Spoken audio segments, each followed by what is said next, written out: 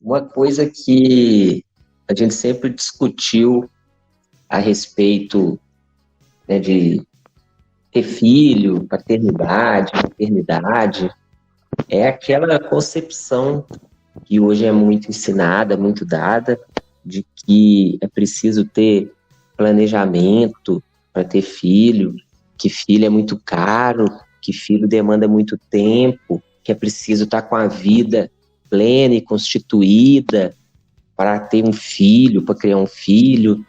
E, na verdade, a gente sempre teve uma visão muito crítica a respeito dessa posição, com vários fatores que serão falados aqui, né?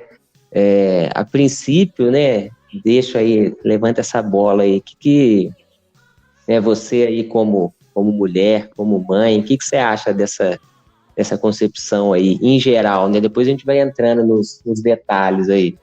Então, é uma questão, são pontos de vista diferentes, né, de homem e de mulher. A mulher é ensinada nem fazer planejamento, né, mas leva em conta a questão biológica. O que preocupa muito a mulher quando faz planejamento de gravidez, por exemplo, né, pensar em gravidez, é a questão biológica, né, que tem tempo, né, entre aspas, tem tempo, entre aspas não, tem tempo, né, porque tem tempo fértil. Mas eu também concordo com você, tanto é que a gente criou um filho junto, né, e nunca teve atrito nessa questão de criação de filho. Mas uma complementação, também concordo que, né, essa questão de planejamento de filho é uma coisa assim, o que a gente vive falando, né, nós vamos partir de qual ponto? Para que você quer ter filho? Qual que é a finalidade? Você quer ter filho para satisfazer qual necessidade, né? E a partir disso a gente vê, precisa fazer planejamento? Qual que é o planejamento que tem que ser feito? Essa que é a questão. Antes de entrar nesses méritos, eu acho que a gente tinha que lançar aí qual que é a tese que a gente quer trazer aqui, a questão você criar um filho quando tudo está estabelecido, tudo está tranquilo, normalmente aqueles filhos de pais mais velhos, normalmente esse tipo de filho, vamos falar no grosso aqui, né? Cria um filho mole, porque aquele filho nasce com tudo pronto já. Ele não participa de uma construção, né? Eu acho que é essa que era a distinção que a gente estava falando, porque quando o filho nasce naquela situação em que a família ainda está se construindo, ainda está lutando, tudo, o filho participa dessa construção, participa dessa luta em conjunto. Ele cresce. Isso, ele vai crescendo junto, né? Sim, participa dessa luta em conjunto. Diferente de quando o filho nasce já com tudo já estabelecido, tudo que o filho nasce mole, tá tudo ali, já não se tem nada a se alcançar, nada a se buscar, o filho ele nasce num mundo sem luta. Pronto, nasce num mundo pronto, né? E aí, né, voltando à questão de algumas coisas que você tinha dito, a gente entra nesse mérito aí, né? Para que ter filho? Qual a função do filho? Né? Porque a gente se depara com várias situações aí, né? E, infelizmente, muito raramente um filho é criado para ele ser criado, né? Muitas das vezes o filho exerce uma função dentro da dinâmica da família.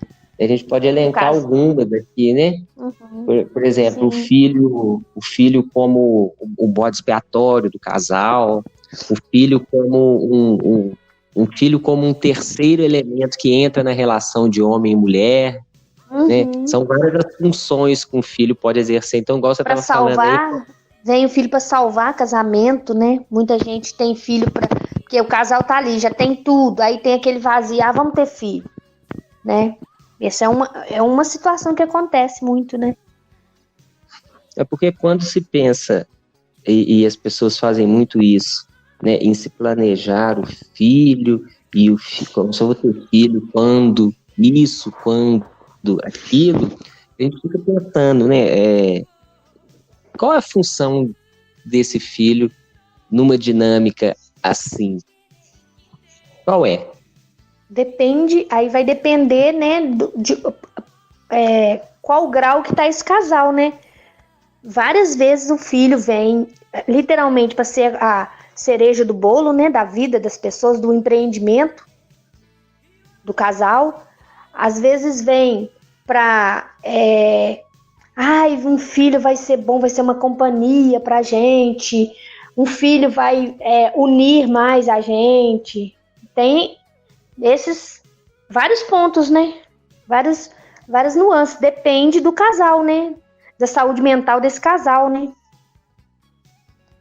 Porque se a gente for parar para pensar, a gente tem alguns tipos comuns aí, né? Você tem um filho que nasce por acidente, que acontece, e você tem um filho que é um sintoma do casal, e o filho como bode expiatório, né? Que não deixa de ser a questão do sintoma. O bode expiatório seria... O bode expiatório que você está falando seria no sentido de quê, por exemplo? O bode expiatório de alguma doença mental do casal ou de uma das duas partes?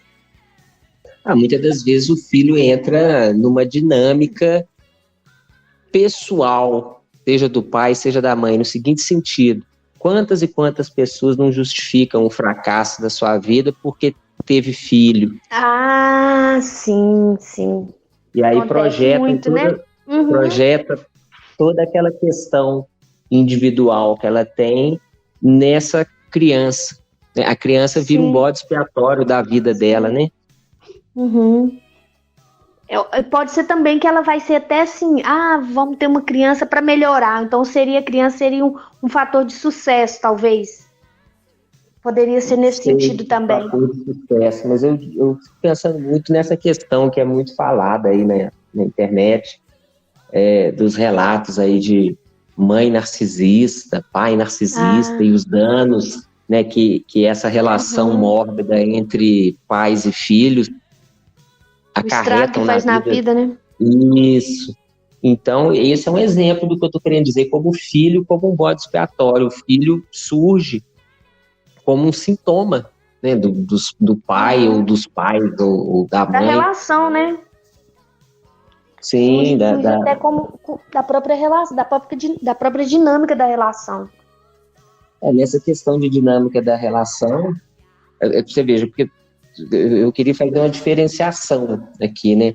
Porque você tem a dinâmica do indivíduo com o filho, igual esse caso, né? A mãe é narcisista e joga o filho nas suas dinâmicas narcisistas, né? Disputa com o filho as coisas, projeta as coisas no filho, né? Meu filho vai ser médico, meu filho vai ser juiz, meu filho tem que ser isso, meu filho tem que ter aquilo. E você tem essa questão da dinâmica do sintoma do casal, né? Alienação parental, aquela história da pessoa tentar segurar a outra com o filho, que acontece muito. Né? E nesse diapasão aí, nesse contexto, a gente tem que dizer que, ao dizer que o filho, vamos dizer assim, no nosso entendimento, ele é melhor criado quando ele se desenvolve junto com a família, óbvio que nós estamos dizendo aqui do filho que é tido para ser criado como filho, né? Um filho sem nenhum outro objetivo, porque ele não veio para suprir não veio ser sintoma de nada e nem suprir nenhum buraco, né? Sim, veio apenas para ser criado, né? E nada mais e nada menos do que isso. Não veio para exercer outras funções, né? Que a gente conhece muito, igual dando alguns exemplos, né? Que é conhecido de todos aí, né? O filho que é feito para sustentar uma pensão, acontece muito disso, principalmente com as pessoas ricas aí, né? O Neymar, para dar um exemplo aí, né? Que tem filhos só para sustentar uma pensão, filhos só para sustentar um casamento, acontece muito também. Né? Existe também aquela dinâmica, Bruto, de filho para mostrar para a sociedade que você é um casal normal, de classe média, um casal que vai, né, tem todas as suas funções, obrigações sociais cumpridas, seus impostos pagos, vai na igreja, frequenta igreja, está inserido num contexto social e também tem um filho para mostrar para a sociedade, igual muita gente tem filho para seguir aquela linhagem da família. Todos na família tiveram filho, por exemplo, né? Que a gente vê muito isso também, né? Isso aí é aquela história de revista Caras, né? Os herdeiros, os herdeiros, exatamente. Mesmo entre os pobres, existe essa questão de herança, né? Herdar o caráter, herdar a linhagem. Eu acho que isso é meio uma coisa do inconsciente coletivo, né? De ter essa coisa de herdar. Ainda tem também aquele lance que muitas pessoas carregam de querer, entre aspas, vingar a vida no filho. Como diz assim, eu passei fome, meu filho nunca vai passar. Eu passei isso, meu filho não vai ter. Né, aquela projeção orgulho, né? dos fracassos que ele teve na vida em cima do filho, né? E uma coisa que você falou no começo aí, só para voltar, você falando de planejamento de filho e filho que vem sem planejar. Eu não sei, o que a gente vê, né, ultimamente, eu vejo de ponto de vista de mulheres, não tem mais hoje em dia igual antigamente, que tem isso muito, tem até criança que engravida, né, coisa porque as pessoas não têm conhecimento, mas eu acho que na média geral aí, das pessoas que estão aí na média, não existe mais gravidez surpresa, não. Eu creio que é tudo planejado hoje em dia. Eu digo assim, se for um casal, a gente pode até dizer que não existe. Agora, existe o filho por acidente, principalmente das pessoas mais jovens, né? De repente a menina de 15 anos engravida. Isso que eu tô falando. E aí... Isso. Aí existe menina mais nova engravidando aí, 13, 12 anos aí. Engravidam, tá namorando e não conhece, a escola não ensina, né? Não tem educação sexual nesse país, lá no ensino, lá embaixo mesmo, lá nos primeiros anos, para ensinar os métodos, né, contraceptivos. Engravida sim por ele, mas eu digo assim, as pessoas com, vamos supor, na idade de 25, 30 anos, 40 anos, nenhuma mulher de 30 anos, 40 anos, ela engravida sem saber, assim, por acidente, entendeu? Vamos falar, uma mulher solteira de 30 anos, hoje em dia, ela não engravida de surpresa, é raro, entendeu? Como tinha antigamente e como tem hoje na infância, na adolescência, né? Tô querendo dizer só pontuar isso aí, entendeu? Essa questão do filho, aí, né, se por acidente, se o filho tem uma função ou outra que não ser criado e tudo mais, tem relevância no aspecto de que, né, por que essa discussão? Porque quando, né, um casal, uma pessoa, sei lá, um trisal, hoje em dia tem tanta coisa, né, resolve ter um filho ou tem um filho por acidente que seja, e esse filho é tido para ser criado,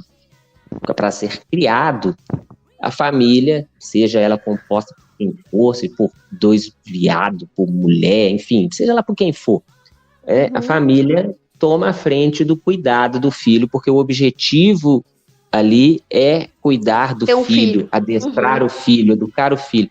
Agora, o que a gente vê é que quando o filho exerce funções outras, essa criação é sempre terceirizada, né? Sim. E essa terceirização da criação é que começa a surgir os problemas que nos... É porque, Bruto, pensa bem, essa terceirização é também um sintoma daquela questão que, por que teve filho? Teve filho por alguma doença, por alguma um narcisismo,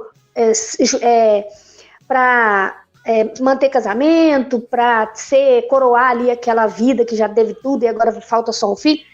Talvez o fato de...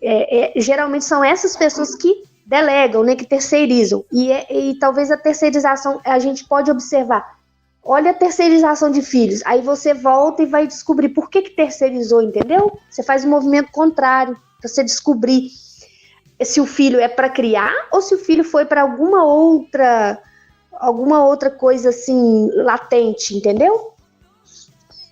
É justamente isso que eu estou dizendo, porque se o filho exerce funções outras, a relação que os pais ou a família vai ter com o filho vai ser só naquelas funções outras, né? Naquilo que realmente interessaria, que seria o adestramento da criança, ela seria não participa, cuidado, ela não tem tempo, ela tem coisas mais importantes para fazer do que... Aí quando precisa, isso, aí quando precisa da criança, vai lá, né, igual na manipulação, na alienação, né? Vai lá, aí, vou sair com a criança hoje. Não, hoje sou eu. E aí tem toda essa dinâmica e problemática, né? Que só prejudica a criança e só vai criar mais adulto doente, que vai criar mais criança doente, né? E essa terceirização, ela outorga muito poder a algumas instituições que, pelo menos ao meu ver, não seriam as mais ideais para se adestrar uma criança. Porque você veja, se delega ao Estado essa terceirização por meio da escola pública, por meio da como é que chama aquele trem lá? Conselho tutelar, vara da infância e adolescência, por meio dos órgãos de persecução penal, porque você veja, me causa muito espanto que ninguém fique chocado que numa escola tenha que ir policial militar dar, entre aspas, palestra sobre droga para criança. Como é que pode um negócio desse, cara?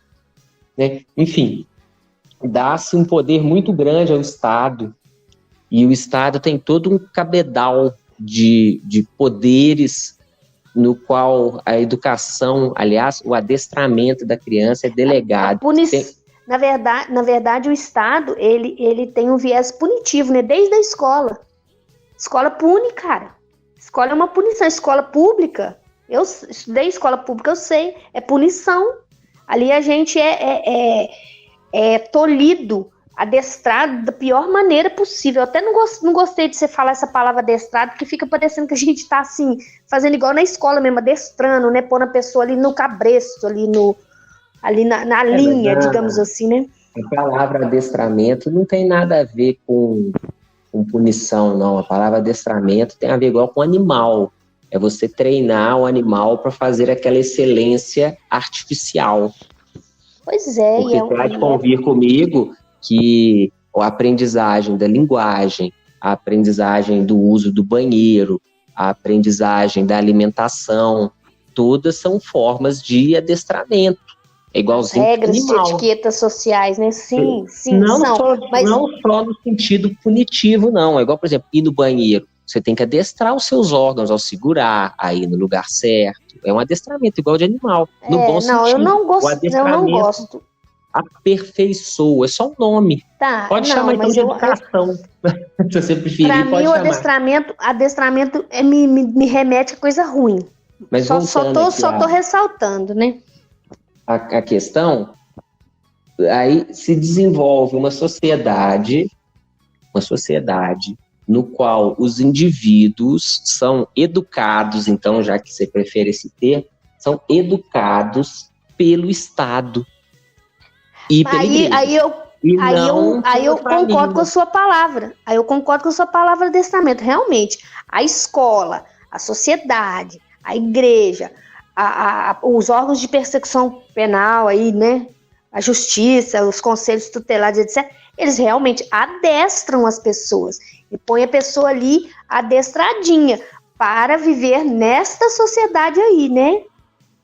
Agora, uma coisa é você educar. Adestramento é só um conceito. Você está partindo de um significado X e eu de um Y. Então, não vamos usar adestramento como antônimo de educação, não, porque é a mesma coisa. Então, eu estou tentando falar para você o seguinte, eu concordo com essa palavra adestramento quando você fala isso aí que você acabou de falar, que a criança vai lá para ser adestrada na escola, lá no conselho tutelar, entendeu? Nesses lugares aí onde a sociedade vai realmente pegar aquela criança que foi jogada para foi terceirizada lá a educação dela, aí, porque lá ela vai ser moldada. E agora voltamos à questão inicial, que é sobre a família que tem um filho, quando a família já está resolvida, e a família que tem um filho ainda lutando e o filho participa daquela luta. Sim. O que a gente vê no mais das vezes é que essa família no qual o filho surge ali, já com tudo estruturado, tudo tranquilo, essa criança tem vários choques de realidade durante o seu desenvolvimento, e choques de realidade que são amenizados pela situação confortável que a família tem. O que acaba ocasionando que essa criança só vai ter contato com a realidade mesmo se tiver, quando ela tiver adulta. Porque um termo que você gosta de usar, essa criança, essa família tem uma rede de apoio, né? Qualquer problema que ela enfrenta é fácil de resolver. Igual dar um exemplo tranquilo, exemplo simples, de boa. A família não tem condições, tem que levar a criança lá na UPA. Chega lá na UPA, é mal atendido, não é atendido, demora 5 horas, aquela confusão toda, a criança está sentindo ali a luta, a frustração que é. A outra família que é bem desenvolvida vai no médico, ela está resolvida e foda-se. A criança vai numa escola, teve problema na escolinha, troca de escola. Enquanto que a família fodida tem que enfrentar os problemas. Inclusive, a criança é obrigada a enfrentar. Inclusive, Bruto, isso até atrapalha o desenvolvimento da criança de resolver seus próprios conflitos ali, porque ela teve um probleminha na escola. É uma coisa que ela vai aprender resolvendo ali, né? Ela sofreu um bullying, vamos supor ali, né, petitinha. E aí ela enfrenta, no outro dia ela vai na escola, e aí tem toda uma rede de apoio ali, a família, a mãe, os pais e a escola, e resolve aquele problema ali. Mas quando tira da escola, tira do problema, evitou da criança resolver, né, enfrentar o problema. Isso atrapalha ela futuramente. Essa questão do bullying mesmo, o que as pessoas não percebem, ao que me parece, é que o bullying não é causa. O bullying é consequência. E consequência justamente desse tipo de problema. Aquela criança que faz bullying, né? Não só que faz, como a que sofre também. Mas assim, quando a gente pensa no bullying, a gente só pensa no que sofreu o bullying. Mas quem faz também tem problema, né? Talvez até mais. Porque muitas das vezes essa dinâmica de viver em realidades inventadas dentro de casa, artificiais, se chocam brutalmente com a realidade real da escola. Então não adianta, por exemplo, voltando àquele assunto, muitas das vezes a família faz tudo de bom e do melhor para a criança, cuida de tudo quanto é jeito, evita as frustrações, evita que a criança tenha que resolver questões, né? Mas quando chega no mundo fora do mundo familiar, que é onde a família tem um controle total, infelizmente a realidade é diferente. E aquela criança ela vai que não se deparar foi preparada, com outras pessoas, né? Sim, e não foi preparada para lidar com isso, sofre as duras consequências da realidade, né? O grande perigo que eu vejo no filho enquanto outras funções é que essa delegação de criação, né, delega aos órgãos estatais aí, a educação das crianças, a escola, a polícia, ao sistema de saúde, né? Os pais não assumem porra nenhuma. A escola, o médico, o psicólogo, o polícia, o comissariado é que tem que se virar com a criança, né? Essa educação dada pelo Estado é uma educação para começar, no mínimo, ineficiente. E segundo, é uma educação genérica, uma educação generalista, uma educação que visa tornar todo mundo igualzinho, todo mundo bonitinho. Sim, todo mundo bonito, né? Obediente. É aquilo que a gente tá falando no começo, do adestramento, né? Caiu dentro desse sistema aí, terceirizou para fora, já era. Eu uma acho educação que destrói a individualidade da criança. Mata. E outra, né? Vai causar sequelas, vão trazer sequelas infinitas e indeléveis para o adulto, né? E o problema mais triste de tudo é que criar uma criança é muito fácil, né? Assim, muito. É custoso, no sentido de custa tempo, custa dedicação, mas é muito fácil, não tem o menor mistério, é a coisa mais simples desse mundo, não demanda teoria, né? Eu acho que, Bruto, muito é de que as pessoas que criam e fazem isso, delegam e não dão conta e acham difícil, fica todo com medo, é porque talvez não foi criança criada mesmo, né? Então ela acha que talvez não dá conta e acha que é isso, que é normal você não se preocupar com a criança, porque eu conheço gente que joga na escola, tem condições de pagar até uma escola, joga na escola, e a escola se vira, não fica nem sabendo o que acontece na vida da criança. E aí começa a pré-adolescência, também não participa, porque acha que é isso, nasceu e o mundo que cuide, o Estado que se vire, tem toda uma rede de apoio lá fora, imaginária, né? Porque não tem, né? Não tem. Mas aí a gente volta àquela questão de qual que é a função do filho, né?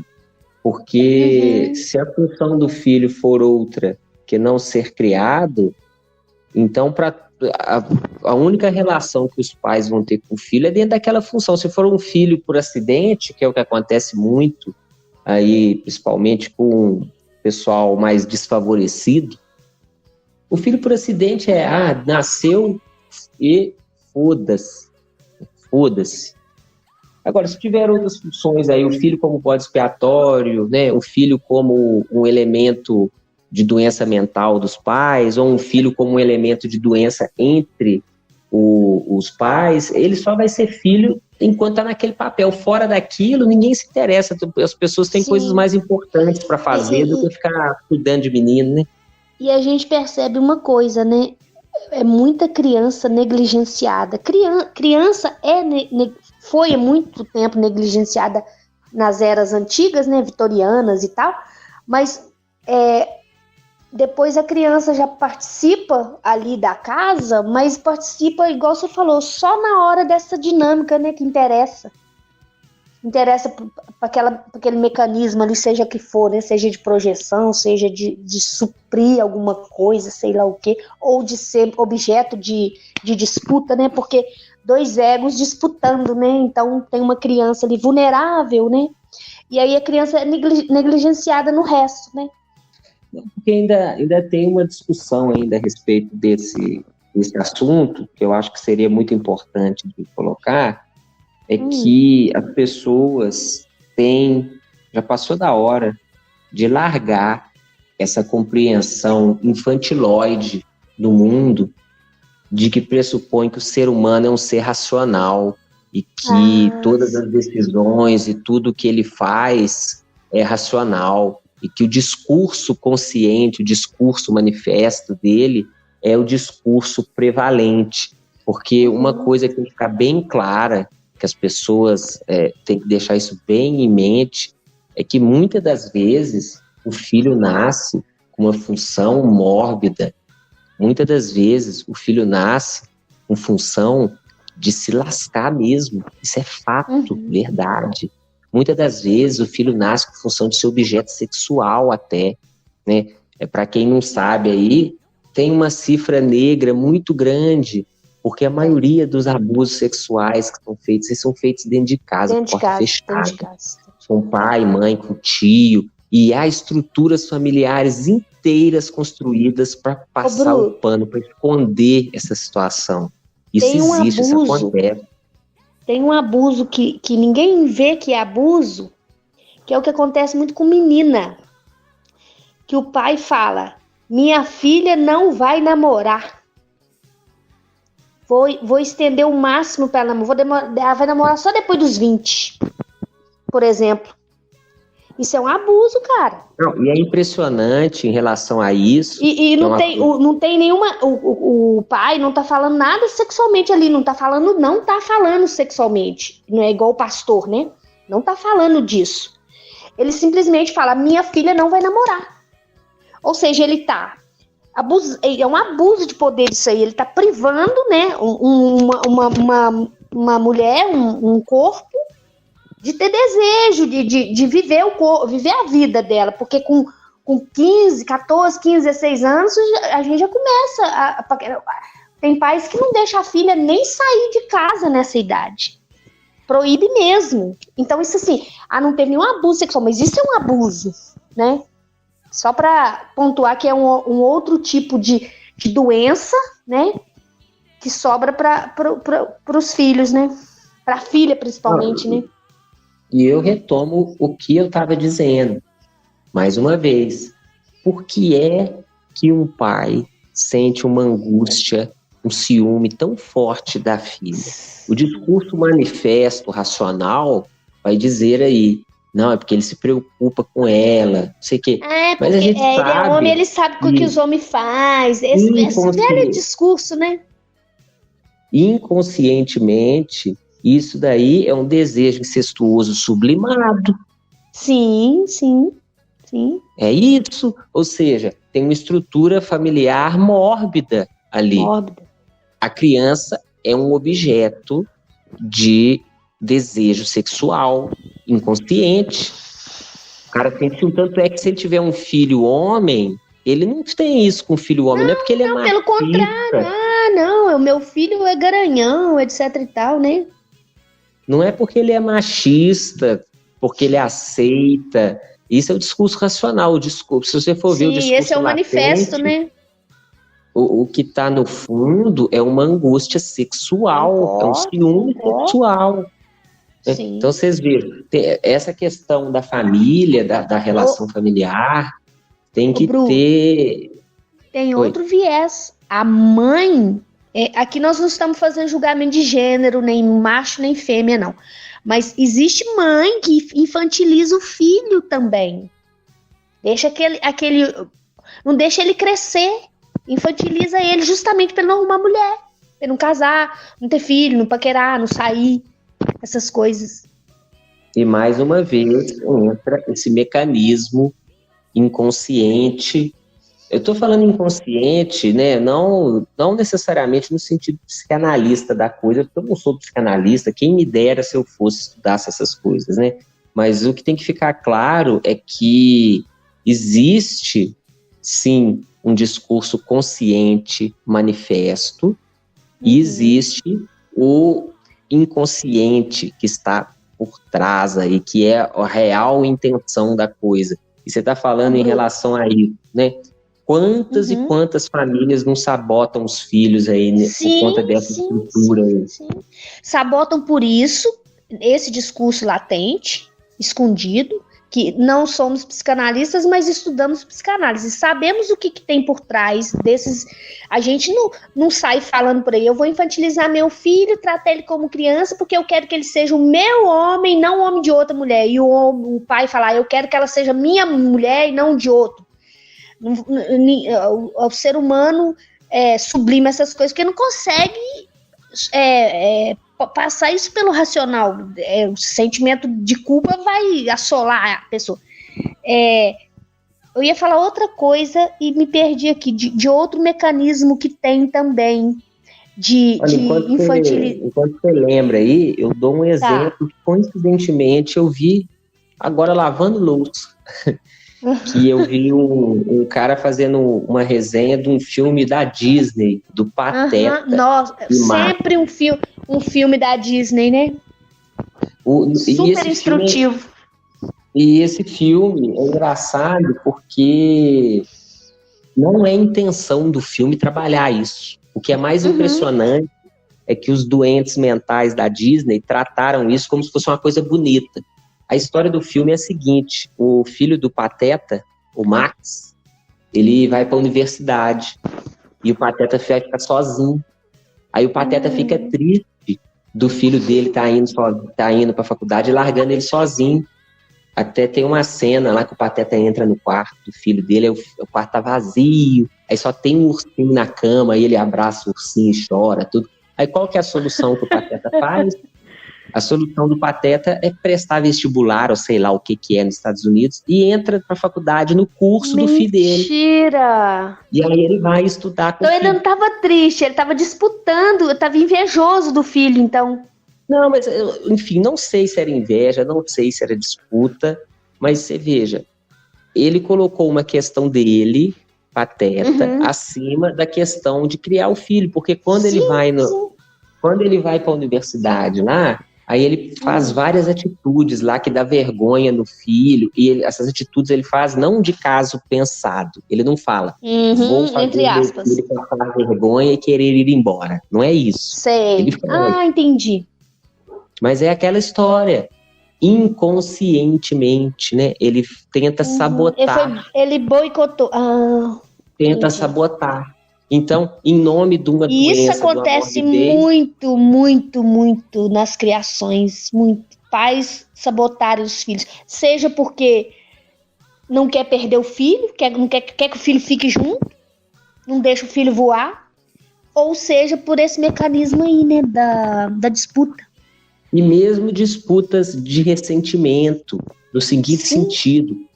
Eu nunca fui de carro para a escola, por que você tem que ir? Eu nunca estudei em colégio particular, por que você precisa? Eu tô aqui, eu fiz... Eu que sacrifiquei por você, você não vai ser melhor que eu, né? É uma dinâmica que pode acontecer. E aí, nesse tipo de dinâmica, pior do que a educação ser terceirizada, e por educação aqui não é ler livro. Educação é ensinar a criança a mijar na privada, ensinar a criança a fazer cocô, ensinar a criança a conversar, ensinar a criança a se portar. Educação usar talher. Geral. Não só usar talher no sentido bom da palavra, não frescura de usar talher, né? Mas ensinar a criança a ser um ser humano, né? Vamos dizer assim. Sim. A conviver em sociedade. Não só pior do que terceirizar isso, nesse caso, a educação é sabotada. Os pais fazem de tudo para sabotar a educação do filho. Não, faz de tudo para sabotar a vida do filho. Porque o fato dele ir para a faculdade e ter lá as experiências dele é uma coisa que é dele. O pai não pode ir lá e cercear isso, né? Mas aí entra de novo aquela história, né, dos discursos latentes e do manifesto, né? Porque latente, nesses casos que a gente está falando, é o discurso do ressentimento, é o discurso do se eu não tive, você não vai ter, né? E isso existe e muito. Esse negócio aí que você está falando vem travestido de superproteção, cuidado, amor, quero que fique comigo, família tem que ficar junto, né? Esse discurso a gente escuta direto. Os pais não querem que o filho more longe, fica com cuidado, será que ele vai tá alimentado, vai estar bem vestido, vai estar vestido, vai dormir bem, será que ele não vai se envolver com drogas, né? Vai mudar, né? Vai pra república, né? Pegando esse gancho aí do Pateta, que é muito assim, é muito comum esse tipo de coisa aí, né? Tipo de relação, o filho que vai morar fora, vai estudar em outro lugar, em outra cidade, etc e tal. É uma coisa que acontece com todos, né? Quase todos, né? Interessante que no filme do Pateta, eu não vi o filme, tá? Eu vi o cara falando sobre o filme, porque, pelo amor de Deus, eu não vou ver filme de Disney, não, né? Disney tá aí pra nos ensinar, né? Como não criar filhos, né? Não, no filme do Pateta, o plot do filme, né, o que move, o que guia o filme é o fato do Max não aceitar, não perceber que o pai, ele é importante pro pai dele, não sei o quê. Ou seja, o plot não é o tratamento da doença do Pateta em relação ao Max. É o Max não aceitar a doença dele. Pra você ver que loucura que é esse Disney É ele aí, não né? entender assim, nossa, seu pai gosta de você, tá fazendo isso por você? Essa que é a questão? A historinha é essa. Você não pode ter Ainda vergonha do ainda seu tem pai, que ele essa. tá aqui. Isso, ainda tem essa. Você é ingrato com seu pai. É isso Quando você mesmo. o meu é isso mesmo. Quando você não sei se a gente pode dar exemplo, mas quando você quer cortar o cordão umbilical, todo mundo vem em cima e fala: sua ingrata, você é ingrata, a pessoa gosta de você que só quer cuidar de... Tá tudo bem, uma coisa é gostar, cuidar, outra coisa é querer sufocar, né? E aí a gente entraria num outro aspecto da questão, que é a sociedade é ressentida e rancorosa. A sociedade, ela quer que os outros passem por tudo de ruim que ela passou. Assim, se fosse para falar de todas essas morbidez e de todas essas loucuradas de criação de filhos, a gente ficaria até de manhã falando, dando exemplo e tudo mais. Mas uma questão que eu queria trazer aqui, que eu acho que é muito pertinente, antes da gente entrar mais nos aspectos práticos aí, é a questão do... Beleza, tem um filho, nasceu para ser criado, uma família mais ou menos saudável, né? Vamos dizer assim, né? Sem tantas doenças, vai criar o filho normal, beleza. Uma grande questão nessa questão da criação aí. Você vai criar o filho é da família ou é da sociedade? Digo isso porque tem um limiar da criação, porque por mais que cada família tenha um valor, e tem, né? Nós é um grande exemplo, né? E a gente não coadune aí com o status quo das coisas e não crie acreditando nesses valores das coisas, mas o filho é para a sociedade, o ser humano é social. Então é muito difícil você encontrar esse limite da educação. Você educa para a comunidade ou você educa para a família, que é inclusive uma grande crítica, que eu já só para eu terminar aqui, uma grande crítica que eu faço ao homeschooling, já digo, que no Brasil não existe ainda, é justamente essa bolha que se cria em volta da criança. Por quê? Porque a família é um mundo controlado.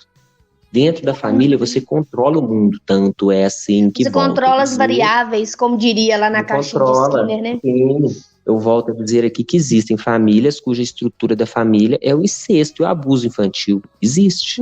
Enquanto está dentro da família, aquela mecânica funciona. Então, a família é um mundo à parte. E a criança, querendo a família ou não, ela vai conviver na comunidade, na sociedade. Então, na minha opinião, você consegue sim criar valores familiares, mas você tem que treinar ou educar, para usar o termo, né, a criança sim para conviver em comunidade, em sociedade, porque quando ela sai, o choque, se não estiver bem preparada, é gigantesco. E aí, o que você acha disso? Você acha que o filho tem que ser criado para a família ou para a comunidade? Nenhum dos dois. Eu estou aqui pensando e lembrando da criação, como que a gente criou o nosso filho. A gente criou ele para ele mesmo. Olha só, a gente não criou ele preso aos nossos referenciais apenas. A gente deu a direção, sempre estava pontuando ali uma coisa ou outra. E a gente não está criando ele para o mundo, para a sociedade. Não estou criando ele para a sociedade, porque essa sociedade a gente também não acredita em muita coisa aí fora.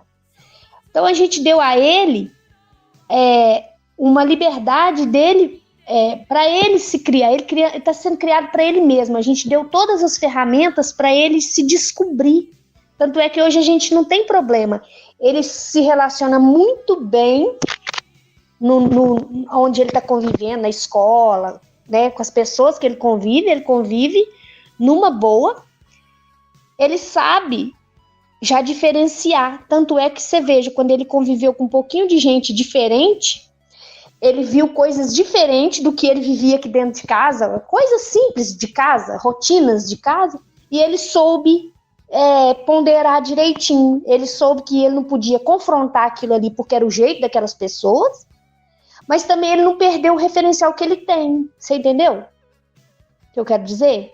Então, nós vamos entrar nesse mérito mais prático aí daqui a pouco. Mas eu tô falando no geral também.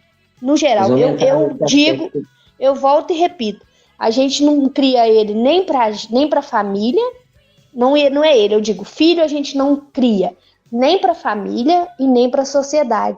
A gente cria um ser humano para ele mesmo, para ele andar com as próprias pernas e ele... Mas o que eu estou dizendo, criar para a família, eu quero dizer, assim, passar os valores. Igual, dar um exemplo, já que você entrou nesse exemplo prático aí. Por exemplo, né, nós somos pessoas que não acreditamos em feriado. Igual as pessoas acreditam em feriado. As pessoas acreditam que dia dos pais é dia dos pais, você tem que ir lá sentar, almoçar, comprar presente. Sim. A pessoa acredita que dia dos namorados tem que comprar flor e não sei o quê. Tem que ser naquele dia, né? Esse é um aspecto, né? Mas só que o que eu penso sobre isso? E que é o que me deixa muito assustado na questão do homeschooling. Uhum. O fato é que as pessoas acreditam em feriado. Sim. As pessoas acreditam em igreja. As pessoas acreditam que o ser humano surgiu na Terra há 6.000 anos. Tá bom, porque tem gente que acredita que foi há 2.000 anos. Então, qual que é o buziles da questão aqui que eu vejo? Que me assusta. Eu entendi seu ponto. Que me assusta muito em relação, por exemplo, ao homeschooling. Porque uma coisa é você ensinar a criança o que você acha, o que você pensa, sem privar a criança de saber como as coisas são. Porque uma coisa é falar... digo mais, porque é o ponto que a gente vai entrar no próximo tópico aqui. Porque a criança, ela não aprende com discurso. A criança é igual bicho. Ela não é burra. Ela não aprende com discurso. Nós vamos entrar nisso. Calma, que nós vamos falar disso. Não é agora, não. Nós vamos falar ainda. Mas, é porque eu não tô com o roteiro aqui, né? Tô longe. Mas a criança, ela não aprende com discurso. Ela aprende com vivência. Ela aprende com coisa concreta. Igualzinho com bicho. Exemplos. Igualzinho bicho. Não adianta você sentar na frente do seu pastor alemão e falar com ele, olha, você não pode fazer cocô aqui, porque é feio. Não adianta. Mas enfim, nós vamos chegar lá. O problema que eu vejo nessa questão do filho é da família, igual o pessoal do homeschooling faz, é que eles criam uma bolha, um mundo mentiroso, um mundo ilusório. Sim. E aí, na hora que a criança sai pro mundo, de repente ela toma um choque violento. Por exemplo? Tem exemplos mais concretos e mais brutais disso aí, né? Porque igual... Tipo quando ele descobre a paquera, essas coisas, né? Não, infelizmente eu nem tô falando disso, eu tô falando igual aquelas tantas crianças, tantas notícias a gente tem aí, que de repente a criança tem uma aula de educação sexual e chama a professora e fala, nossa, meu pai faz isso aí comigo. Quantos casos acontecem disso, né? E o homeschooling, no que tange aí a essa questão de educação, é isso. É um mundo à parte, porque aí no homeschooling a criancinha senta bonitinha, lê o livrinho, aí tem a horinha de sentar na cadeirinha, aí ela senta na cadeirinha bonitinha. Isso eu tô pressupondo que o homeschooling tá sendo feito certo, hein? Tô pressupondo que o homeschooling tá sendo feito direitinho. Tô pressupondo. Vamos fazer esse exercício de imaginação. Vamos fazer. Aí a criança senta e estuda. Aí estuda o livrinho do Mormon bonitinho, que Deus foi lá e fez o barro. Aí senta ali e estuda que 2 e 2 é 4. Aí a mamãe traz o cafezinho, ele fica sentadinho, bonitinho. Aí o papai entra, ele pede benção. O dia que esse menino sair na rua, cara, que ele tá lá com aquela camisetinha engomadinha, o primeiro valentão male-male da rua vai chegar e falar assim, o que você tá com essa roupinha aí, cara? Aí ele fala, não, é Deus, não sei o quê. Ele vai ser escorraçado, destruído. Vai sofrer bullying, né? Vai sofrer bullying. Eu não ia entrar no mérito do bullying, não, porque... Enfim, né? O bullying, para mim, é um ciclo vicioso, onde o agressor e o agredido, ambos participam do mesmo movimento mórbido, ambos são doentes. Sim. A vítima tem sua parcela de culpa, sim, e não é culpa dela, é culpa da criação que ela sofreu. Sim. Né? Mas, enfim, o filho, eu penso o seguinte, essa para mim é uma grande questão, porque o ser humano, ele não é sozinho, o ser humano não é um indivíduo, o ser humano, ele é um indivíduo, mas para a sua existência ou sobrevivência, ele é um ser social. Sim, sempre claro. Ele sempre viveu em banda, ele sempre dependeu da comunidade. Nossa espécie está aí por causa disso, Sim. Hoje, você veja, hoje nesse mundo super especializado que a gente existe, no qual a gente vive, a interdependência de uns com os outros é extrema. Porque eu não sei como é que funciona a luz elétrica, eu, se eu quebrar a perna, eu não sei como é que eu curo, eu não sei como é que tira petróleo do buraco, e mesmo se eu soubesse, eu não consigo tirar sozinho. Né? Você não sabe nem como é que faz papel higiênico? Não sei, bem falado, não sei como é que faz para a água chegar no chuveiro. Aliás, você não sabe nem fazer um café solúvel, bruto. Tá vendo?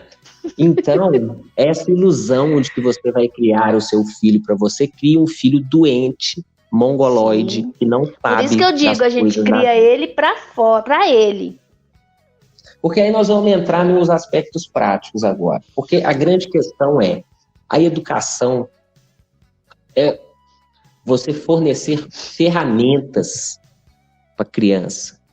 O uso que essa criança vai fazer das ferramentas é dela. Essa que é a grande questão. Sim. Né? Esse é o ponto chave aí. E quando eu falo adestramento, eu não estou falando mais, né?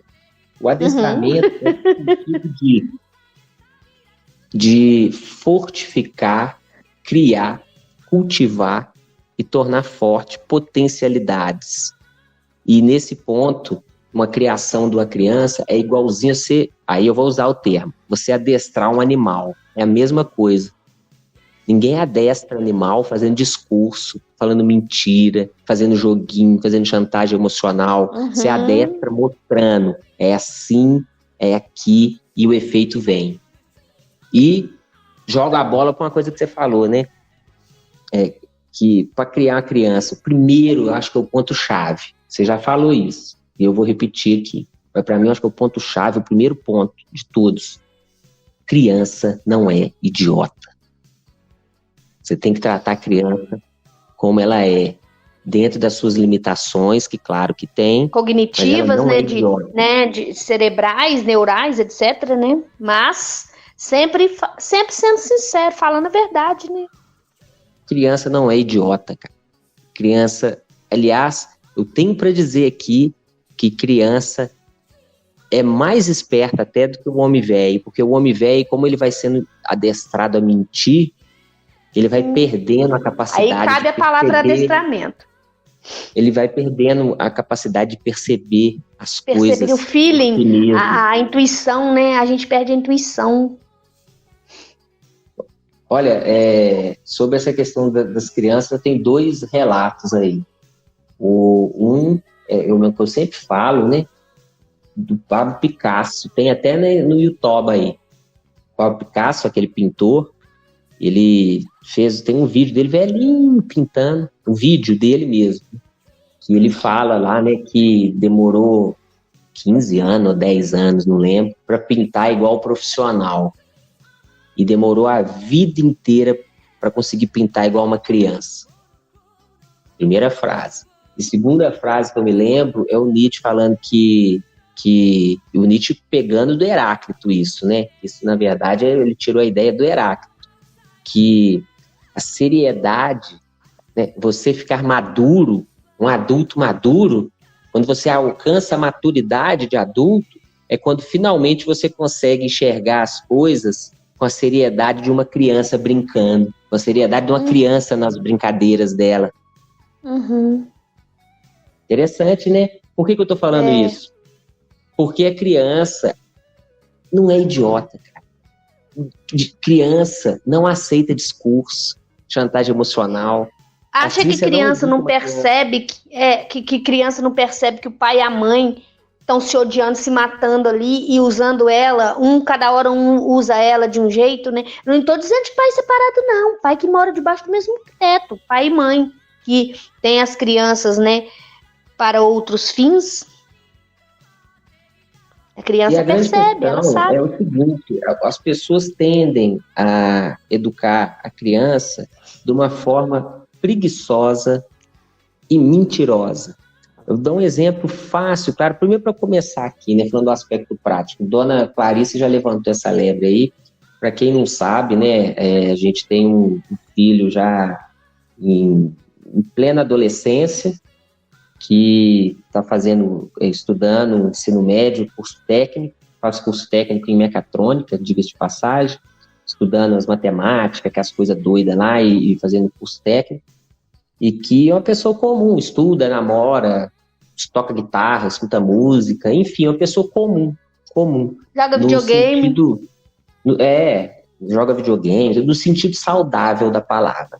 Então, temos cá experiência não só no campo teórico da coisa, como no prático, pragmático. Então, estamos falando relato prático e teórico. Né? E não é por nada, não. Ele é muito saudável. Não. Sim, saudável fisicamente também. Também, emocionalmente é. Mas, assim, né, falando de aspectos práticos, né, como é fácil educar uma criança e como as pessoas dificultam. Um exemplo é a história da fralda, para dar um exemplo prático aqui. Chama desfraude, gente. O bruto é bruto mesmo, é desfraude. É, um negócio de fralda, de parar de usar fralda. E vou falar, é o pesadelo de 90% das mulheres, das mães. 90%, ai meu Deus, como é que eu vou tirar a fralda desse menino? Nossa, dá trabalho demais. Eu nem me lembro como é que foi, de tão fácil que foi.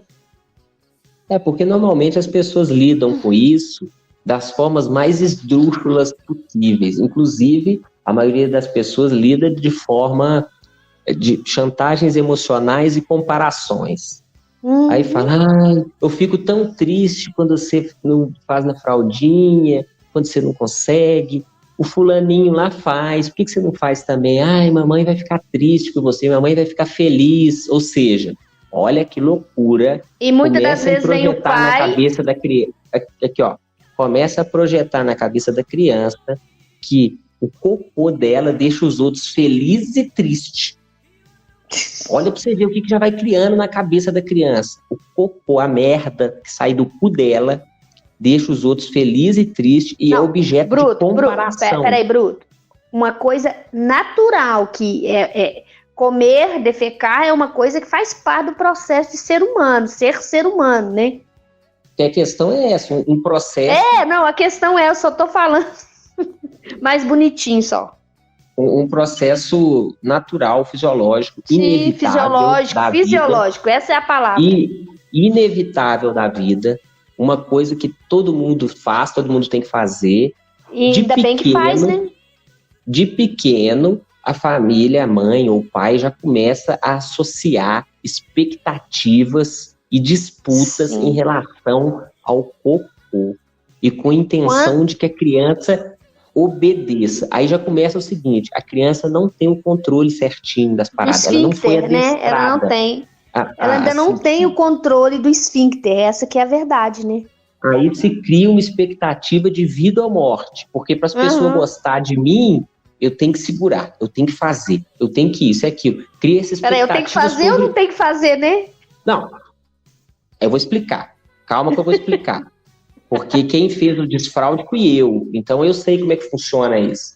Foi mesmo, porque eu falei, Bruto, você que tem aí o negócio, ensina pro menino como é que faz, porque eu não tenho, como é que eu vou dar um exemplo? O negócio que ela tá falando é pinto. Isso. Ele tem, você explica pra ele aí.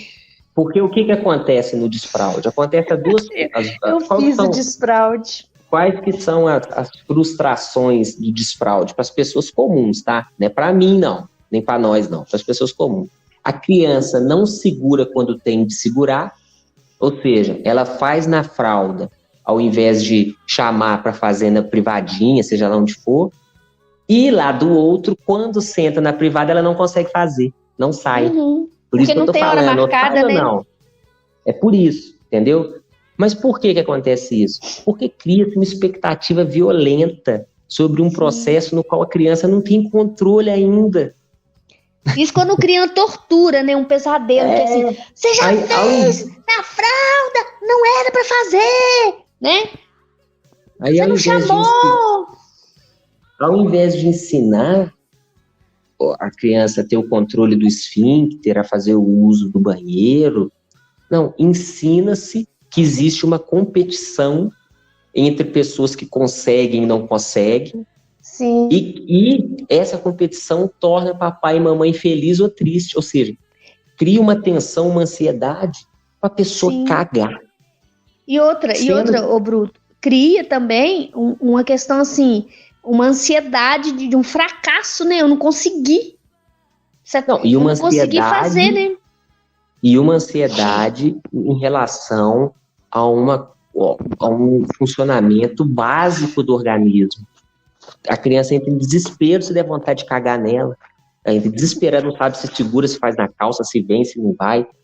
Olha pra você ver que situação escabrosa que se cria. Tá aí, Bruto, tem aí muito adulto que tem problema, que tem que tomar até remédio, né? Que fica assim pro resto da vida, cara, isso aí. E olha, não é pra querer bancar o psicanalista, que eu já falei que eu não sou. Nunca estudei isso, tá? Não sou. Mas você veja, né, o Freud identifica alguns traços de personalidade e de caráter em relação a essas fases genitais aí, né? Fase anal, fase oral. Uhum. E é muito interessante o que ele diz sobre a fase anal, sobre o prazer de reter fezes e tudo mais, né? E a relação que isso tem com alguns tipos de comportamento adulto, que coincidentemente, hoje em dia, é incentivado como virtude. Vou dar um exemplo aqui que ele faz associação, né? Essa questão de reter as fezes aí com colecionismo, as pessoas que retêm as coisas e tudo organizadinho, enfim. Meu Deus! Mas voltando aos aspectos práticos aí, você faz coleção, pode perguntar para sua mãe. Vai lá, seu desfraudador. Fala aí, desfraudador. Pode perguntar para sua mãe aí, que sua mãe vai contar que foi a melhor mãe do mundo, que fez o desfraude de você, mas se você perguntar para os outros, eles vão contar isso sua mãe fica, você é um menino bobo, eu não te amo, você não faz cocô, o filhinho do fulano faz direitinho, você não consegue, por quê? Você vai deixar a mamãe triste? Pode saber que sua mãe falava isso pra você, se você coleciona aí, viu? Abre o olho. Mas enfim, cara, quando é muito... Corta a produção. Esse exemplo do desfraude, cara, é muito simples, muito fácil, meu Deus do céu. Você tem que criar primeiro... Detalhe, nessa época eu estudava psicologia. Conta como você fez, Bruto. Vou contar, porque eu tô querendo dizer assim, o feedback disso, eu não tirei da minha cabeça só também, né? Apesar do que a maioria das coisas eu tiro da minha cabeça e depois eu confirmo nos livros. Eu sou assim. É porque é uma coisa tão, parece que é uma coisa óbvia. Tão assim, óbvia, né? Óbvio. Poxa, é óbvio, cara. Porque você tem que criar um ambiente divertido, no seguinte sentido, um ambiente calmo, tranquilo. Calmo, tranquilo, um ambiente que motive. E que a criança tenha confiança, né? Segurança. Tem que criar um lugar de segurança para a criança, né? Essa que é a grande questão, né? Segurança emocional. É tão fácil. A questão do xixi vem primeiro. É engraçado isso, né? O xixi vem mais fácil, vem primeiro. Mas o do cocô que é um pouquinho mais demorado. Mas é muito simples, cara. Você pega pra criança e fala, olha, a hora que você tiver com vontade de fazer cocô, tudo, você me avisa que nós vamos lá no banheiro. Só você me avisar. A hora que você sentir assim, você tá vendo, você fala, nós vamos. Aí pronto. Aí a criança fala, eu acho que eu tô querendo ir. Aí você senta ela naquela privadinha, lá que tem as privadinhas. Redutor tudo, né? de vaso que chama. É porque tem a privadinha que senta no chão e tem o redutor de vaso. Aquela privadinha, ele tinha privadinha de ursinho, mas ele brincava com ela, não usou. Não teve serventia nenhuma. Porque foi direto pro vaso.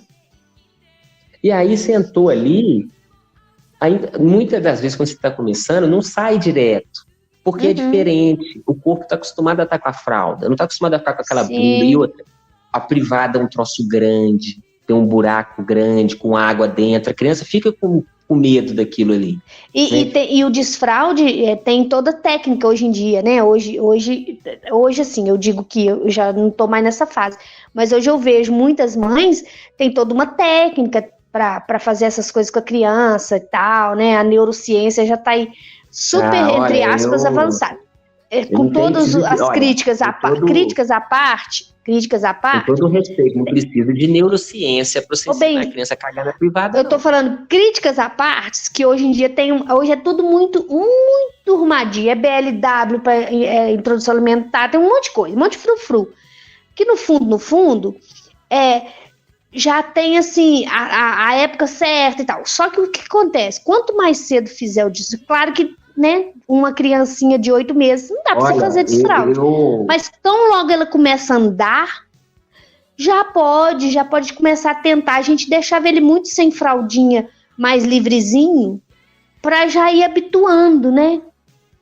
Eu discordo veementemente desse negócio de que tem a fase, tem tudo, não tem nada. Cada criança é de um jeito. Você que convive com a criança que sabe. À medida em que a criança começa a entender, é só você trocar uma ideia com a criança não é mongol, cara.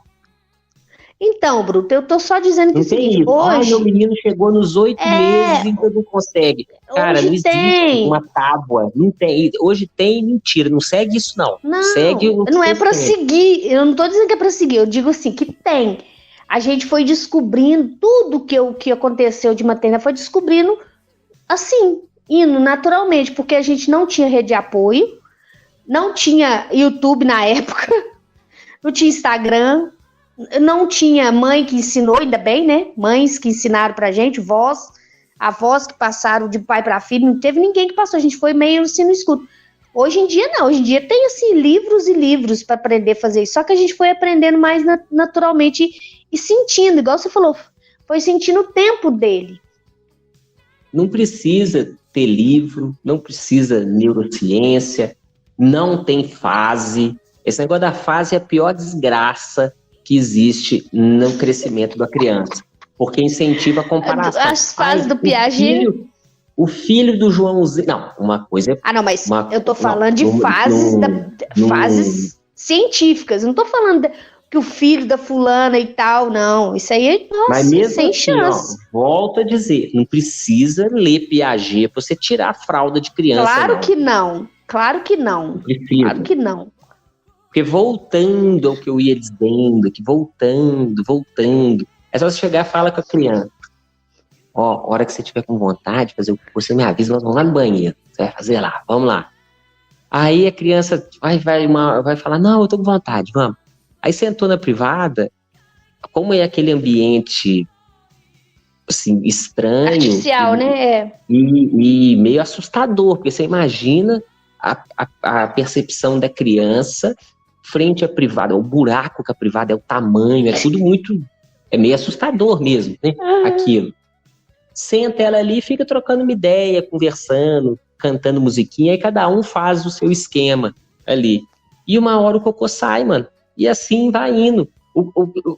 A técnica que a pessoa usa não interessa. O que eu quero dizer de moral da história é: você não pode querer tratar a criança primeiro como mongol, como quem diz, olha, quem não faz cocô na privada, a barriga estoura. Olha, quem não faz cocô na privada, o homem do saco busca. Pessoas fazem isso. Isso aí é tortura, né? E muito menos ficar, nossa, mamãe ficou muito triste que você não tem, mamãe ia ficar tão feliz. E aquela outra, né, de, o Joaquinzinho, a fulaninha já faz, olha como é que ele é bonitinho, você não faz ainda, você é um neném, você é um bebê. O que eu quero dizer, moral da história é, se você trata a criança igual um idiota, e se você tem preguiça de pegar a criança e ensinar a porra da criança a fazer um cocô, mano, vai dar merda. O negócio é fácil, mas tem que ter disposição e coragem pra verdade. E disposição de ficar ali com a criança, né? E detalhe, no tempo dela, né? No tempo dela. E detalhe, tá? Já que a gente tá falando de coisa prática, vai ter gente que vai falar assim, eu trabalho e não tenho tempo. Cara, nós era pobre fudido, trabalhava e estudava, tá? E era só nós sozinhos, não morava ninguém com nós, não. E dava conta. Então, toma juízo nessa sua cara aí. Se você for ter filho porque você tem, criar é a coisa mais simples do mundo, cara. Ó, formiga tem filho, barata tem filho, cachorro de rua tem filho, mendigo tem filho, todo mundo tem filho. Não gasta neurociência, nem nada disso, não. O erro da criação do filho é tratá-lo como mongol. E esse tratamento como mongol do filho que é ficar fazendo chantagem emocional, falando mentira. Esse é o sintoma daquilo que a gente já estava falando, né? Sim, e qual que é a consequência disso? É o segundo mito que falam. Adolescência é rebeldia. Adolescência, eu não sei. Sabe por que falam que adolescência é rebeldia, que adolescência é isso e aquilo? Porque quando a criança é pequena, ela, tadinha, não é mongol, não acredita nas conversas, porque ela percebe que aquelas conversas, ninguém estoura a barriga, o homem do saco nunca pegou ninguém, ela vai percebendo isso. E quando ela chega na adolescência... Você mentiu pra ela! Quando ela chega na adolescência, é a hora que ela tem contato com a realidade externa, fora da família. E esse momento é o momento em que ela comprova aquilo que ela já sabia. Meu pai e minha mãe estavam mentindo. Eles falaram mentira comigo. E daí que surge a mentiram pra minha vida inteira. Porque quando ela é criança, ela sabe. Mas só que ela tem a comprovação, ela corrobora aquilo cabalmente na adolescência, que é quando ela começa a conviver com outras famílias, conviver com outras crianças, começa a entender o mundo à sua volta, que ela vê e fala assim, caralho, meu pai e minha mãe são uns puta mentirosos, são uns vagabundos mesmo, hein? Aí que vem a rebeldia, tal rebeldia. Não existe fase rebelde da adolescência, existe fase rebelde da adolescência para quem tratou criança igual mongol. Aí vai ter. Ou quem usou a criança, né? Sim, porque, muito bem lembrado, porque é a fase em que a criança percebe que é usada. É na adolescência que ela percebe que ela cumpre um papel ali, e ela se rebela contra esse papel. Não é contra o pai e a mãe, é contra o papel que o pai e a mãe faz dela. Fato, muito bem lembrado também. Isso aí também acontece. Então, resumindo, se você tratar a criança como que ela é, né, se você tiver uma relação com ela como filho e não como um terceiro na relação homem e mulher, que isso acontece, ou não como um sintoma da sua doença, se você tratar ele como um filho, ele é um indivíduo que você está educando, que você está adestrando. E se você educar e adestrar com verdade, ele vai crescer de boa. Não tem muitos mistérios, não. Agora, se você inventa mentira, as consequências vêm sempre depois. Porque a criança, quando ela nasce, né? Ela ainda não é igual o bichinho lá, o cavalinho, a vaquinha, que já sai andando, né? Precisa de um cuidado ali da mãe, né? Do pai, mais da mãe, né? Precisa de leite, precisa de alimento, e fica ali grudado com a mãe um tempo, né? E aí, chega um ponto, tão logo cedo, não é só quando crescer que vai sair do ninho, etc. Não, já criança mesmo, não é que você vai abandonar a criança, mas o pai e a mãe servem mais de farol para a criança ali, vai direcionando ela para cá, para lá, às vezes, né, a criança cai ou a criança dá uma febre, você precisa ir lá cuidar, e não projetar suas doenças, é só guiar ali e deixar a natureza, é muito mais forte, ela vai fazendo o papel, entendeu? E aí, quando chega lá na adolescência, você não vai ter problema, porque a criança não vai descobrir que você é um grande mentiroso, uma fraude, ou um perverso, ou um narcisista. E vai fluindo, cara, vai fluindo. É só não criar com dependência emocional. A gente costuma projetar muito as nossas coisas, doenças e tal. Até as coisas boas a gente projeta. Às vezes a gente quer que a pessoa seja de um jeito. Não quero que meu filho seja do meu jeito, não, que ele acredite nas coisas que eu acredito, não. Ele tem que ter mecanismos dele mesmo, de perceber o mundo, descobrir as coisas dele. É um ser humano diferente de mim. É porque criança, são duas coisas na educação da criança. Essa analogia com os outros animais é boa, porque o ser humano é um ser que termina de ser gestado, se é que a gente pode dizer assim, fora da barriga da mãe. É diferente de outros animais que já nascem prontos, né? Você pega, por exemplo, né, uma tartaruga aí, a mãe tartaruga bota os ovos na praia, solta as tartaruguinhas lá, elas já nascem andando na praia, caem na água e vão embora, não tem ninguém que cria elas. Elas já nascem prontas. O ser humano não. O ser humano... O mamífero, ele fica um pouquinho mais, né? Mas o ser humano é o que fica muito mais tempo, né? Um exemplo que você deu aí, o cavalo, o boi, né? A vaca, né? Sei lá. Eles nascem já andando e correndo, se virando. O ser humano não. O ser humano, ele nasce num desamparo tão grande que se não houver uma comunidade em volta dele, ele morre. Se, por exemplo, o cavalo, ele anda para lá e para cá. O bebê, quando ele nasce, se você deixar ele no sol, ele vai esturricar no sol e vai morrer. Ele nem mexe. Ele não consegue sair, né? Então, você veja, a questão da criação da criança são duas coisas que tem aí. Você vai munindo ele de ferramentas, igual eu falei mais cedo, ferramentas. O uso dessas ferramentas, quem vai dar é ele, não é você. Mas as ferramentas você dá. A linguagem, o uso do banheiro, né? No início, né? Linguagem, uso do banheiro. A rotina, infelizmente, de hora, minuto, dia, mês. A comida, né? Tem que comer, isso precisa, na criança, né? Os tipos de comida. Para quem tem outros valores, vai encucando. Não vai servir, né?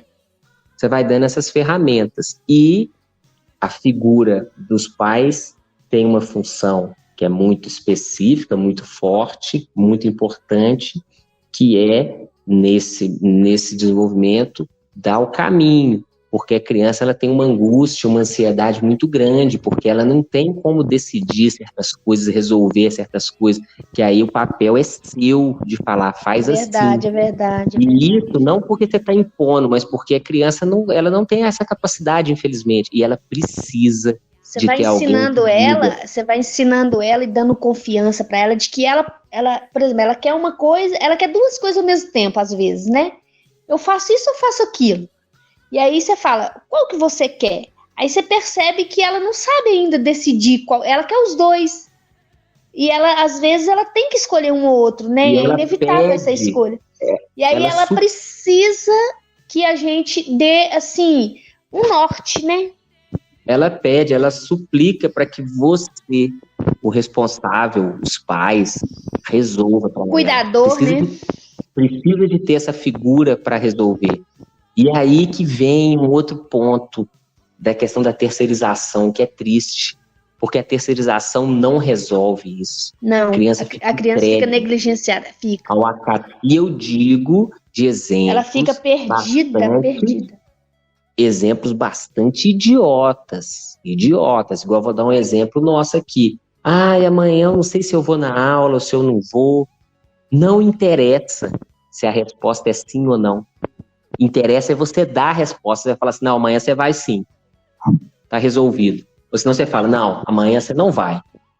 Tá resolvido. Não é o sim e não, mas sim uma coisa que a gente, resposta. Bruto, uma coisa que a gente tem que também, um papel importante nosso é saber por que não quer ir, né? Porque às vezes, né, aconteceu alguma coisa na escola, né? Questões, né? Aí são outras questões aí que muitas das vezes são negligenciadas de novo também.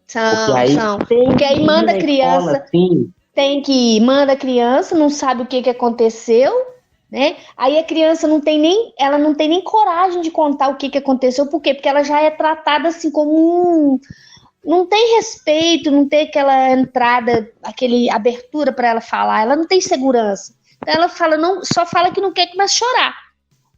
O pai e a mãe que terceiriza, vai terceirizar aquele problema ali, não quer nem saber. Não, amanhã você vai, pronto, não é dia de faltar, não pode faltar, você tem que ir, você tem provas, não sei o quê, inventa um monte de coisas, né? A criança vai sofrer a noite inteira de ter pesadelo, no dia vai sofrer o que ela estava evitando sofrer, né? E a questão é a seguinte, né? Não tem resposta pronta. E as pessoas sempre chegam com respostas prontas para tudo. Igual num caso desse aí, né? Tem que saber, pode ser que esteja acontecendo alguma coisa séria que demande que realmente ela não vá Pode ser que seja uma questão que ela tem que resolver e ela está querendo não resolver, então é importante que ela seja colocada de frente com aquela situação para que ela resolva, porque ela tem que aprender a resolver. Ver se ela dá conta de resolver, né? Então, cada caso é um caso, tem que ser analisado e tudo mais aí.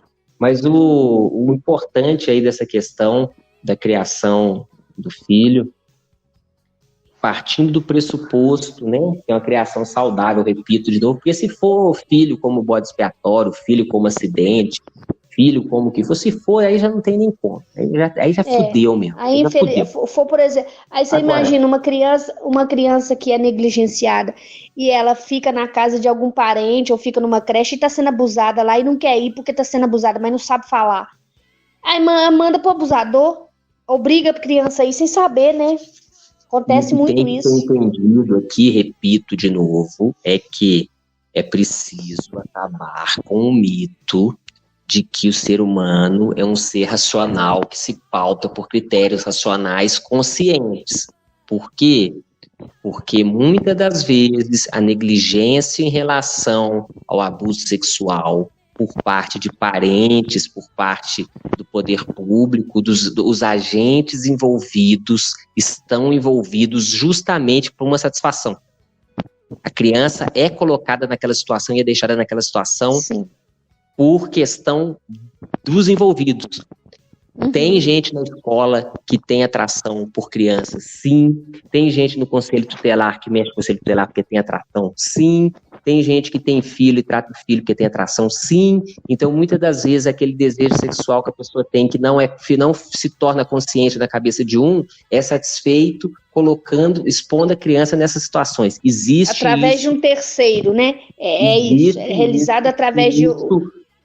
Não pode ser jamais negligenciado. Se você for pai, se você for mãe, se você se preocupa com o seu filho, jamais paute qualquer decisão, jamais entregue, jamais confie partindo do pressuposto racional, porque é aí que a criança se lasca, porque as pessoas são mórbidas, as pessoas têm desejos. E olha, tenho para dizer aqui, bancando Nietzsche, que nesse mundo manicômio é a maioria. Vide esses PL que quer dar uma pena maior para a criança que aborta o filho do que para o cara que estupra. O pessoal é estuprador, inconscientemente.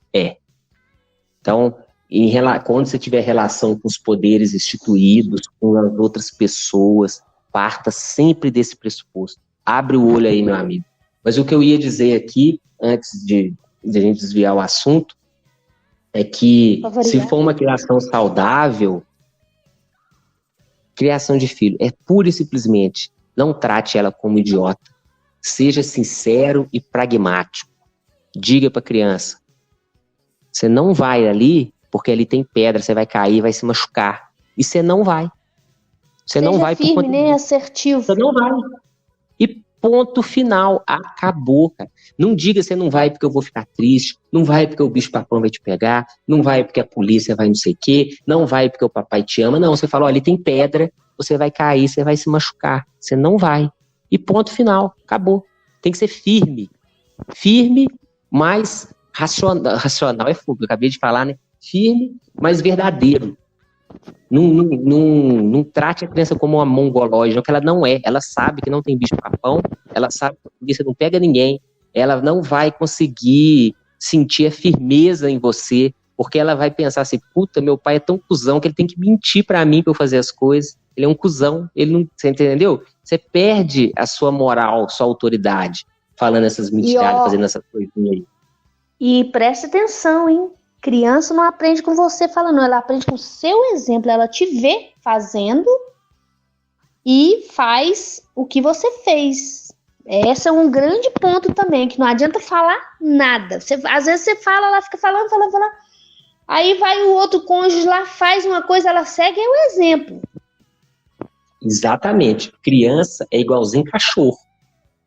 Você não adestra cachorro conversando com ele, não. Você não adestra. É igualzinho. Criança é igual cachorro, cara. Mesmo esquema que você adestra o cachorro, você educa a criança. Não sei. Não, mas eu quero dizer o seguinte, você não senta com o pastor alemão e fala, olha, pastor alemão, você não vai fazer cocô ali fora. Porque o pastor alemão, o cachorro, o animal, você adestra com reforço, dá e tal. A criança, você pode usar essa técnica, mas essa técnica, eu falo por experiência nossa própria. O exemplo, porque mas então, a criança, ela vê na gente... No caso da criança, é justamente ela conseguir entender a mensagem e cumprir naquela mensagem que se dialogou. Esse é o reforço. Mas é isso que eu tô falando. Então, exatamente. Um biscoitinho na boca da criança. Eu sei, querido, pro bruto. Eu sei, mas acontece que com criança, assim, não adianta você ficar falando muito baboseiras, não. Isso que eu tô querendo dizer, entendeu? Ficar blá, blá, blá, blá na orelha da criança, não. Entendeu? Por isso que volta naquele ponto que você falou. Você tem que ser sincero. Você tem que ser verdadeiro. Por quê? Porque ela tá te copiando seu exemplo ali. Então, se você fala uma coisa e faz outra, meu filho, ali já era. É isso que eu tô falando, que muita gente faz isso, né? Na criação. Sim. Fala uma coisa e faz outra. E a criança não vai no que falou, vai no que fez, vai no que você fez. Ela segue o seu exemplo. Por isso que eu tô falando. É facílimo criar criança. Basta ser sincero, ser verdadeiro. Seja lá o que você for, entendeu? Tem que ter postura. Ela vê sua postura diante. Porque o que acontece? Aquilo que volta lá no começo. Que a gente vai criando a criança junto com a gente. A gente também teve a criança e foi se educando também. Ao mesmo tempo que a gente está criando a criança, a gente está estudando, está aprendendo, está vivendo, está batendo a cabeça, levantando, caindo, levantando. E a criança está vendo. Ela está vendo como que você reage na vida com os problemas da vida. Aí você fala para ela assim, conta uma mentira para ela, mas ela fala assim, mas você, quando aconteceu isso, você reagiu diferente. Por exemplo, você teve um problema você sofreu lá um mal-estar no trabalho, ou seja lá o que for, um descontentamento. Você ficou triste. E você resolveu aquele negócio ali de um jeito. Aí você fala para a criança que tem que ser de outro jeito, contrário do que você fez, e ela vai falar, mas peraí, tem alguma coisa errada, entendeu? Grande exemplo disso, né?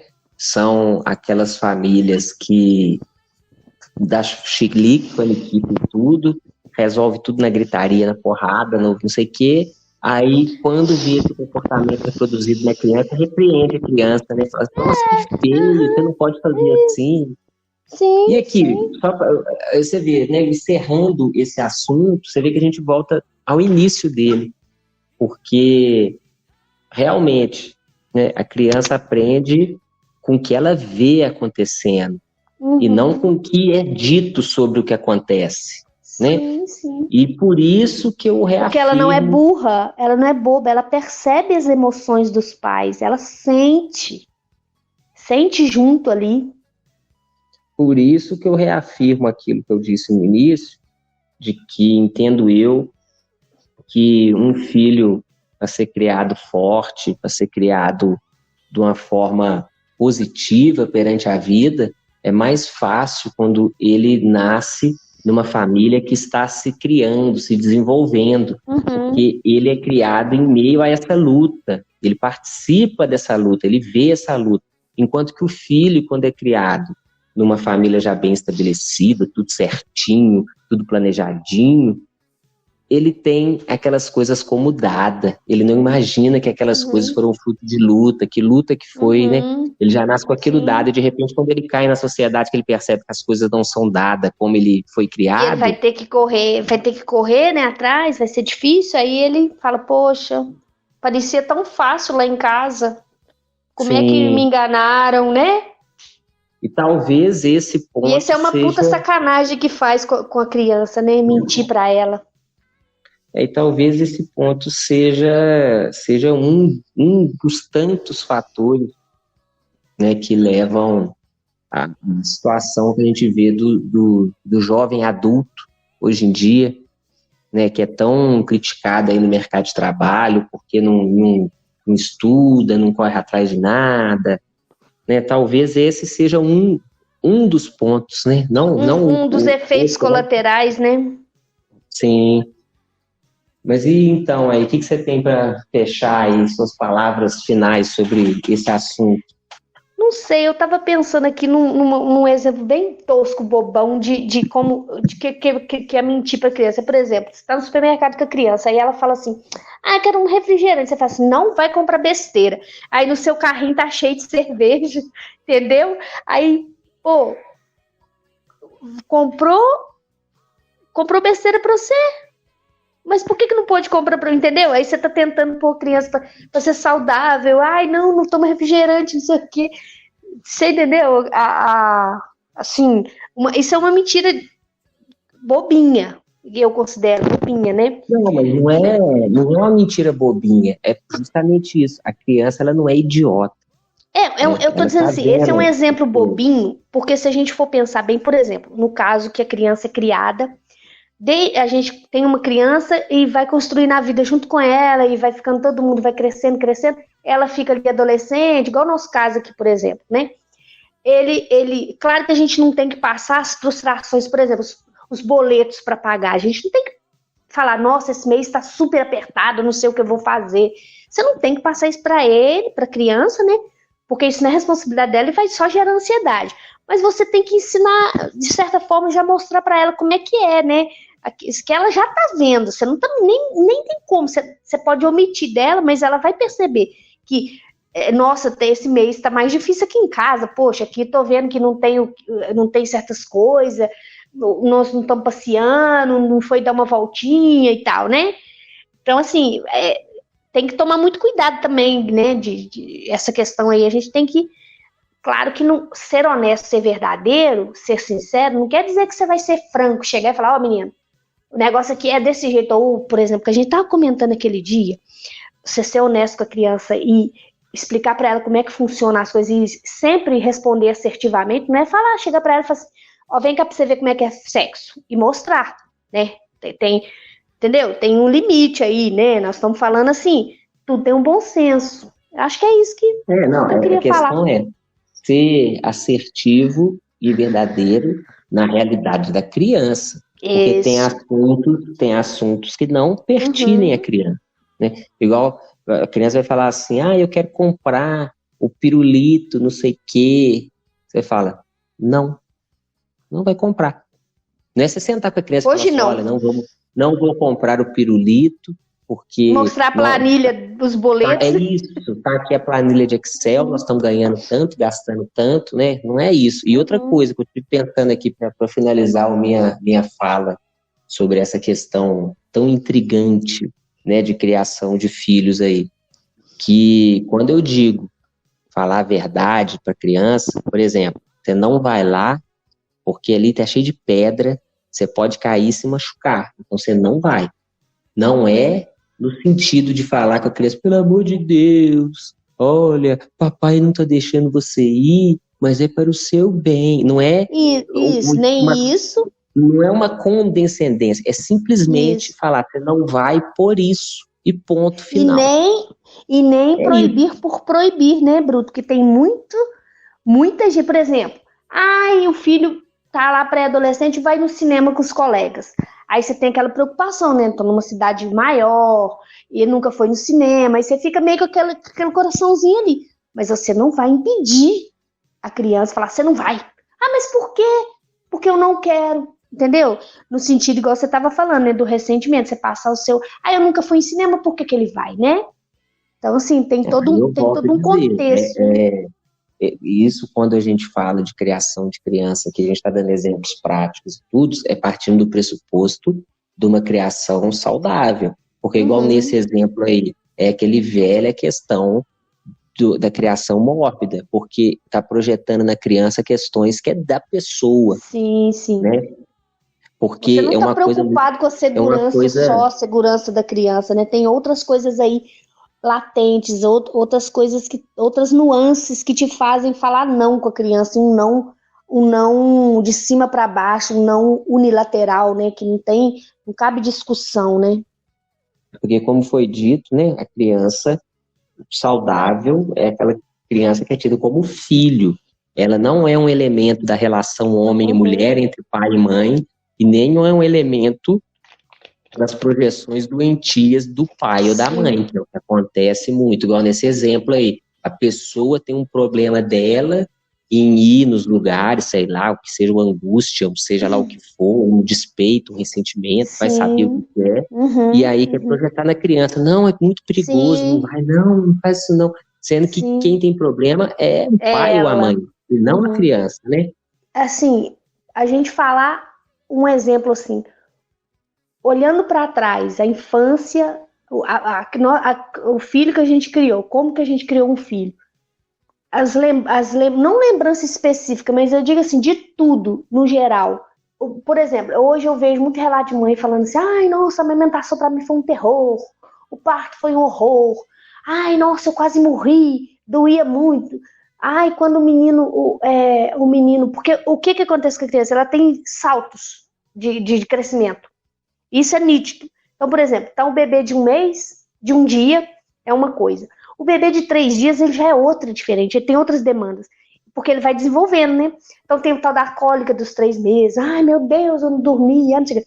Então, eu como mãe, quando eu olho para trás e vejo sem dinheiro, eu não tinha emprego, tinha marcado emprego, né? A gente mudou de cidade, um choque muito grande de vida, né?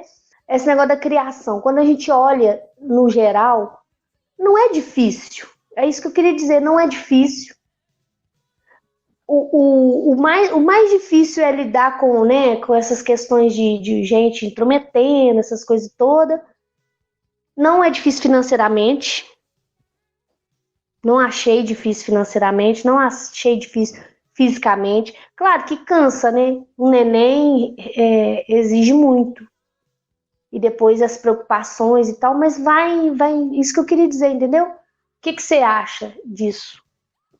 Então, eu acho o seguinte, primeiro, nessa questão financeira, né, é difícil financeiramente a depender do objetivo que a pessoa tem. Se o objetivo da pessoa é gastar dinheiro comprando bonequinho, comprando videogame, comprando carro, sei lá, comprando bebida, aí vai ser difícil mesmo, porque você vai ter que investir dinheiro na criança, né? Então, você vai deixar de investir Uhum. dinheiro nas suas coisinhas de retardado para investir na criança. Aí é difícil. Por isso que é importante o objetivo. Por isso que o filho por acidente é tão odiado. Porque o filho por acidente, muitas Ele, das vezes, ele entra ele nessa veio mudar os conta aí planos, né? e atrapalha. Uhum. Agora, sobre a criação em geral, o que eu tenho a dizer é que, como sempre, infelizmente, ou felizmente, todas as mentiras caem por terra, né? Porque fica assim, Cara, quando você chegar nos 3 meses de gravidez, você vai ver. Quando você nossa. chegar no 6, quando você chegar no Não, 9, quando a quando você criança chegar no nascer. terceiro trimestre, aquela barriga, você não dorme mais, aproveita para dormir agora. Depois nunca mais você vai dormir. Então, o que eu vejo desses quandos aí, para mim, todos os quandos foram mentirosos. Mentira, as pessoas falam para querer te fuder. Não sei se é um discurso do rancor, porque a pessoa passou pelo aquele aperto, porque o filho para ela não foi um filho, foi Uhum, um uhum, terceira coisa, então ela se sentiu muito uhum. prejudicada, quer que os outros se prejudiquem. O que eu sei é o seguinte, cara, em relação a isso aí. Não escute nada, não escute ninguém, nem nós. Vai lá e faz Nem do seu nós. jeito Cada um e é toca cada para um. frente. Cada um é cada um. Vai, não escuta, principalmente pessoa que põe dificuldade nas coisas, cara. Esses é que você não deve ouvir mesmo. Corra É, desses aí, que eles só querem te e, fuder. e aproveitando, né, que você tá ali com a responsabilidade de guiar uma vida até ela sobreviver sozinha, né? E já se descobre também e procura sua saúde, porque você tem que ter saúde mental, né, para não passar, né, para criança doença nenhuma. E mais, né? E mais, ninguém é obrigado a ter filho, não. Ninguém. Aliás, é um grande favor que você faz se você não tiver filho. Um grande favor. Quanto menos gente nesse mundo, melhor. Gente mongol, Que então, isso? pelo amor de Deus, corta isso. Não tenha filho mesmo, não. Faça esse favor para a humanidade. Não tenha, não. Já morra e fique por aí mesmo. Amém. Glória a Deus. Que isso, Bruto? Finaliza com uma frase motivacional, Bruto. A frase motivacional é: Não vem com se vo- martelada, não. Se você não quer ter filho, não é obrigado a ter, não. Ninguém é obrigado a ter filho. Agora, se você tiver o filho, vira homem, vira mulher, vira gente e vê se cria esse menino direito. Responsabilize-se. Entendeu? Não terceiriza, não. É isso. Eu tenho pra dizer. Nossa, falei de sem martelada.